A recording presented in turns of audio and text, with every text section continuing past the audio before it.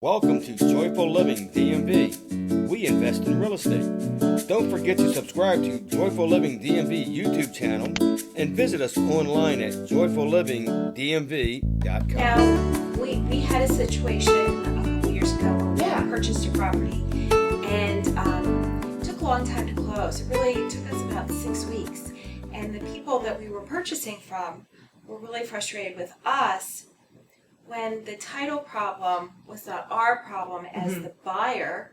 The problem was on the seller's end, correct? Yeah. And it takes time to fix that, and that time lengthens only with as quickly or not quickly as the sellers might produce the documents that are needed. Yeah, so for your usual cookie cutter transactions that most buyers end up in, those usually can clear up pretty quickly. Because if it's like a document issue or lien issue or judgment, like they owe money in a court case, because things can attach to your house. Right. So in those circumstances, the seller usually is getting back a certain amount of proceeds, and all we have to do is put on basically like your final closing disclosure, which outlines everything that people are spending money on and where the money is going. We'll outline, liens such and such, $4,000 is going to be given to so-and-so. So that's another way we can clear title, is that at settlement, people will get paid back for, what is owed, whether it's a lien or judgment. In regards to more distressed properties, though, which I know you do some investing, so you're probably more used to that. Yeah, sometimes those can take longer because it's not a quick fix of, oh, hey, we have this amount of money. You're dealing with a bank that doesn't want to spend more money because they're already losing, money because it was foreclosed on. In a short sale situation, again, you're dealing directly with the seller, but the bank is involved, and then the seller doesn't have a lot of proceeds or might have no proceeds going back to them. So there's a little bit of negotiation and documentation and back and forth on who gets to paid for what.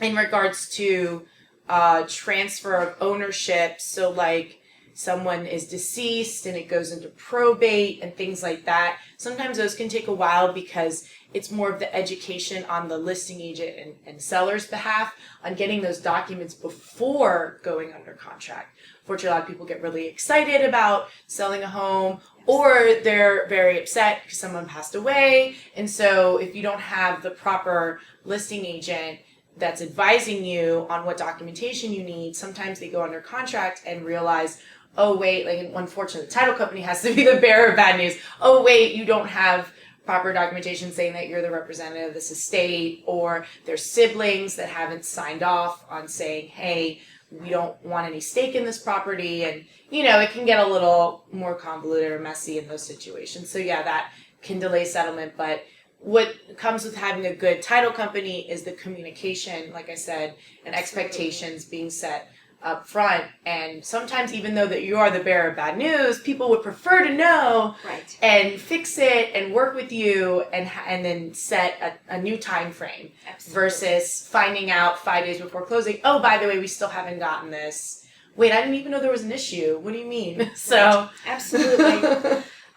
So something else that I'm going to say a little bit of a change is that when folks do their ratified contract and they put their EMD down, the EMD is now being held at a title company, which I have to say I'm really grateful for, because the title company works on the best interest of whoever is in the right.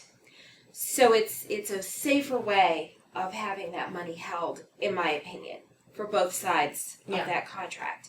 So can you talk a little bit about when somebody puts in an EMD, how it's held, and what happens with that? Because that's not extra money. That's just kind of upfront money. Well, basically your earnest money deposit is a good faith that you were going to continue and proceed with the contract and buy the house. Right. So basically the buyer usually will put anywhere from 1% to 3%, sometimes more depending on how competitive the bid might be. So your real estate agent, like Kathy, will be the one to help with the negotiations of how much your EMD is put down. But I haven't seen really anything less than usually like 1%. It's pretty standard. And that goes towards your down payment and closing costs. So it's not like this is just extra money that the seller keeps. Like it goes towards, you purchasing the home. But if you pull out of the contract,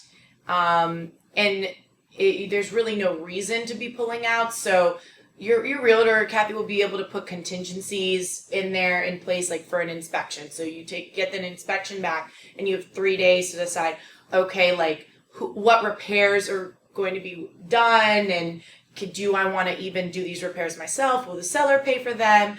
Are they, such big repairs that I don't even want to deal with it? Let me pull out. So you will have points in the contract process during those like 2 weeks or 30 days to pull out without losing your earnest money deposit. But if you're coming out with no reason, the seller will keep that money because you've kind of, no offense, like wasted a little bit of their time, because that's time that another person could have bought their house, and they're still having to pay their mortgage and interest and their bills and everything like that. So what's great about having it at the title company, and to your point, is that we are in the best interest of the law. Like what's ethical at that point. So basically in that kind of circumstance, if someone pulls out under a certain contingency, then we'll make sure that the buyer gets that money back. Now, if we pull out and there's really no reason to be pulling out, then the seller will get that EMD. But there is some negotiation between the realtors. So the only way for us to actually release the EMD is if there's a release document. So basically, it's a buyer and seller signed document saying this is how we're going to distribute the money, and we will not release the funds until we get a signed agreement. And you say like, oh, what if they don't ever come to an agreement? Those funds will stay in our escrow for forever. So it's funny, but like years can go by and we just have money sitting in escrow because they haven't come to terms. So if you are in a circumstance where you're worried about your EMD and someone getting it that shouldn't, legally we have to abide by what is determined on the release form. And the only way we're going to do that is if the buyer and seller sign it. So you guys have come to some kind of, compromise. Thank you for watching. We ask that you subscribe to our YouTube channel, Joyful Living DMV, to automatically see our latest videos.